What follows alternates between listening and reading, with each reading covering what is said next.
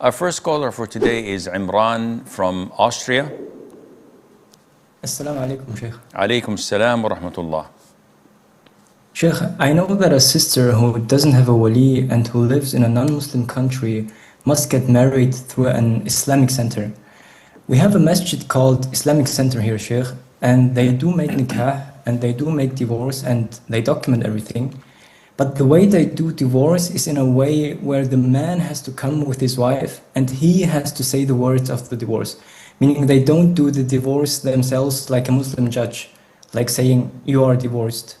Is this Islamic center still counted as an Islamic center where sisters without a wali can get married?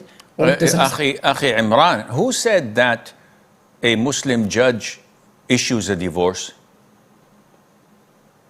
I knew it like that, Sheikh. No, this what you've known is not accurate. And I'll explain it to you now. First of all, the Prophet said, alayhi salatu wasalam, any woman who gets married without the consent and approval of her guardian, her marriage is void, void, void. Repeated it 3 times.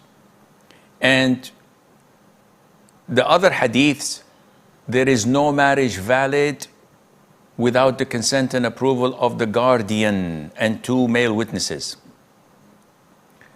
And the vast majority of schools of thought and scholars of Islam agree that such a marriage is invalid. If there is no guardian, so the father is dead, there is no paternal grandfather, there are no uncles, paternal uncles, there are no cousins, she's an orphan, she is not known to have any relatives, they found her at the steps of the masjid and adopted her, she has no wali. In this case, the wali becomes the Muslim judge or the Muslim ruler, as indicated by the hadith. In Kafir countries, there is no such thing as Muslim judge or Muslim ruler, so the one who takes responsibility is the authorized imam of the Islamic center. When we come to what Brother Imran mentioned in terms of divorce, divorce is initiated by the man, the husband.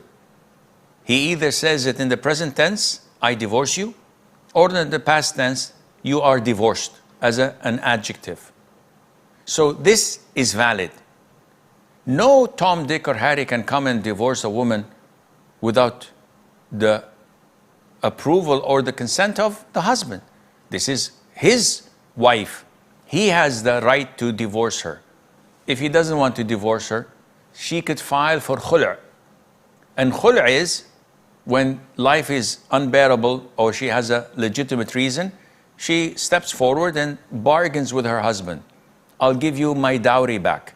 I'll give you 50% of it, 20%, any financial compensation. The husband says, okay, might as well.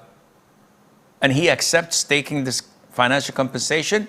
This is called khul', initiated by the wife in return of financial compensation.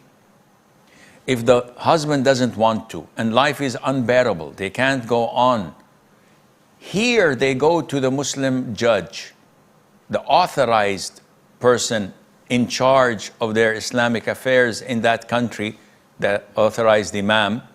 She presents her case, the imam summons him, talks to him, and if he finds that she has all the right to separate from him, but the man is defiant, he doesn't want to, now he steps in and says, with the powers given to me as the authorized imam, I can invalidate or revoke the marriage due to these circumstances, and this woman now is free to go and she's free from the marriage, even if the husband does not want it, because he is transgressing.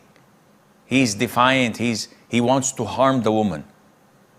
So this is the sum up of the marriage and divorce, and I hope this makes sense to you.